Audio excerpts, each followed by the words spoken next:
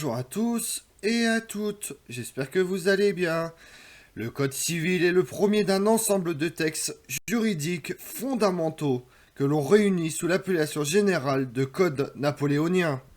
Promulgué par une loi du 21 mars 1804, le Code Napoléon avait pour ambition de satisfaire un objectif simple. Il fallait que la loi fût écrite et qu'elle soit claire, afin que chacun connaisse son droit. Il a été adopté dans de nombreux pays européens au gré des conquêtes napoléoniennes et se propagea jusqu'en Amérique latine. Il reste encore aujourd'hui la source principale du droit français, même s'il fait l'objet d'adaptations à l'évolution de la société. Vous voulez en savoir plus sur le Code civil? Venez avec moi.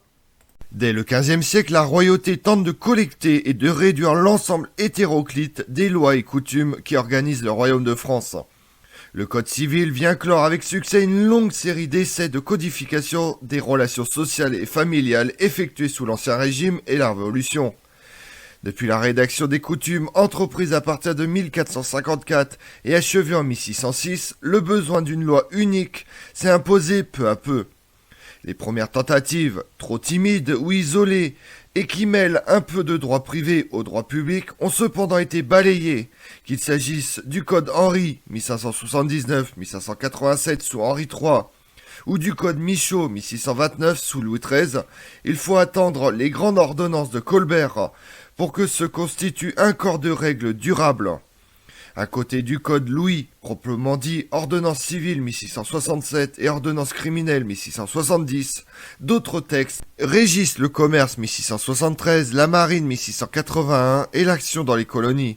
Au XVIIIe siècle, l'effort législatif du chancelier d'Angosso permet la promulgation d'ordonnances relatives aux donations 1731, au testament 1735 et aux procédures civiles et criminelles 1747.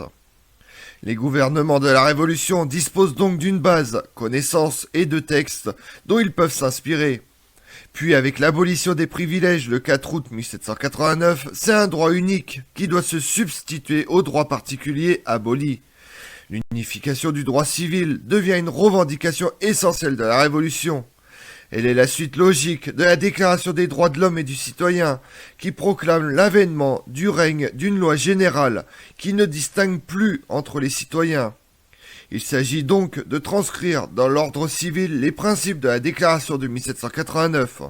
Le 2 septembre 1791, l'Assemblée nationale décrète qu'il sera fait un code des lois civiles et nommé Cambacérès président du comité de législation chargé de sa rédaction.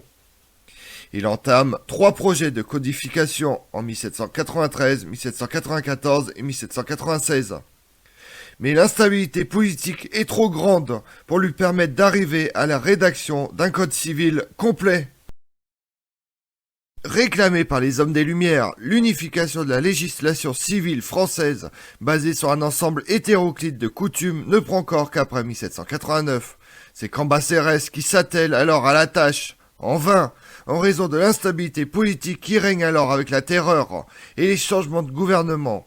Il faut attendre le coup d'état du 18 Brumaire par lequel le général Bonaparte installe le consulat pour qu'une commission de 4 juristes, 2 maîtrisant le droit coutumier oral, ainsi que 2 juristes dominant la pratique du droit écrit, Portalis, Tronchet, Malleville, Bigot de Prémonot, soit créée et dirigée par Cambacérès. Le premier consul intervient fréquemment, faisant prévaloir ses vues, souvent fort conservatrices, sur le fond des articles. 4 mois seulement sont nécessaires à la rédaction des articles, qui doivent désormais être discutés par le tribunal de cassation et les tribunaux d'appel. Enfin par le Conseil d'État. Les séances du Conseil d'État, placées sous la présidence de Bonaparte, ou de Cambacérès en son absence, débutent le 17 juillet 1801. Sont intenses et les propos vifs entre les partisans des 2 courants du droit, coutumier et écrit.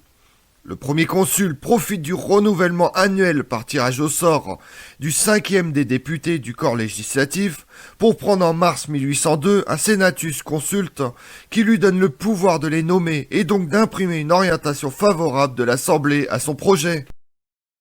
4 mois seulement sont nécessaires à la rédaction dans un style qui se veut clair et concis, des 2281 articles du Code civil. Ceux-ci sont ensuite discutés durant plus de 100 séances du Conseil d'État. dont plus de la moitié présidée par Napoléon Bonaparte. Le 21 mars 1804, le premier consul promulgue le Code civil des Français, qui prend le nom de Code Napoléon en 1807. Composé de 3 livres, les biens, les personnes, les contrats, le Code civil innove sur le fond et la forme.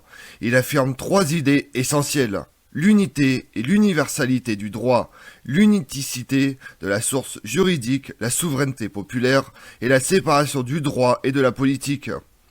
Il est rédigé dans une langue précise et compréhensible de tous, ce qui contribuera grandement à son succès. Posant les principes généraux, il confie aux tribunaux le soin d'interpréter et d'enrichir la législation par la jurisprudence. Compromis entre le droit romain et le droit révolutionnaire, le Code civil réaffirme la priorité donnée au droit de propriété, maintient l'égalité devant la loi, la laïcité de l'État, la liberté de conscience et la liberté de travail. Il confirme l'abolition de la féodalité et la fin du régime seigneurial pesant sur la terre. Il faut ajouter l'organisation de l'état civil, la sécularisation du mariage et la liberté du divorce. Par contre, la domination du père et de l'époux est restaurée au sein de la famille. La femme ne peut accomplir aucun acte juridique sans son accord, ni administrer ses biens, ni même exercer librement la profession de son choix. 36 lois, 2280 articles, organisés en 3 parties consacrés aux personnes, aux biens et à la propriété, et rédigés dans un style clair et concis pour éviter toute ambiguïté. Le Code civil est un corps de loi destiné à diriger et à fixer les relations de sociabilité, de famille et d'intérêt qu'ont entre eux les hommes qui appartiennent à la même cité. Bonaparte imprime sa marque au Code civil en restaurant la domination de l'époux et du père au sein de la famille. La femme passe de la domination paternelle sous celle de son mari et ne peut accomplir aucun acte juridique sans son accord, ni administrer ses biens, ni même exercer librement la profession de son choix. C'est seulement à partir de l'âge de 25 ans que les enfants se dégagent de l'autorité paternelle et peuvent se marier sans avoir à demander l'autorisation de leur père. Ce dernier peut également décider d'envoyer ses enfants dans une maison de redressement en cas de comportement qu'il juge inacceptable. Enfin, la nationalité est également transmise par le père seul, et français un enfant né de père français. Certaines réflexions issues de la période révolutionnaire sont conservées, comme celle concernant le divorce, notamment par consentement mutuel et l'égalité des enfants en matière d'héritage.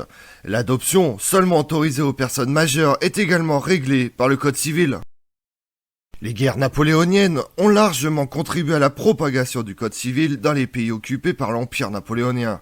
Puis après la chute de Napoléon, son code lui survivra, comme il dira à Sainte-Hélène. Ainsi, l'Italie, l'Espagne, le Portugal, la Belgique et les Pays-Bas adopteront tout au long du XIXe siècle des codes très largement inspirés des nouvelles pratiques juridiques françaises. Cette diffusion s'étendra au reste du monde, dans les pays sous influence européenne ou dans les nations issues des empires coloniaux, Égypte, Brésil, Bolivie, Pérou, Sénégal, Québec. Dans certains cas, ils seront adoptés strictement. Dans d'autres cas, il sera adapté aux coutumes locales. Par la suite, l'inspiration libérale et la popularité du Code Napoléon faciliteront grandement la construction de l'Union européenne. Ce que Napoléon n'a pas réussi par les armes, il l'a obtenu a posteriori avec son Code civil. Lors de son exil à Sainte-Hélène, l'empereur déchu dicte « Ma vraie gloire, ce n'est pas d'avoir gagné 40 batailles. Waterloo effacera le souvenir de tant de victoires. Que rien n'effacera. Ce qui vivra éternellement, c'est mon Code civil. » Et en effet, même si les textes ont beaucoup été modifiés depuis la Troisième République, le Code Napoléon reste le fondement du droit civil français. Lorsque le 21 mars 1804, Bonaparte, premier consul, ordonne la réunion des lois civiles en un code civil des Français, c'est ainsi une entreprise de longue haleine qui arrive à son terme. Ma vraie gloire, ce n'est pas d'avoir gagné 40 batailles, ce que rien n'effacera, ce qui vivra éternellement, c'est mon code civil, a-t-il déclaré à Sainte-Hélène. Je vous remercie d'avoir suivi cette vidéo en ma compagnie. Si vous voulez connaître mes autres vidéos, retrouvez-moi sur ma chaîne YouTube Tout sur l'Histoire avec Damien, mais également sur les réseaux sociaux, Twitter et Instagram, Histoire Damien. Et pensez à liker, commenter et vous abonner. Je vous remercie à tous.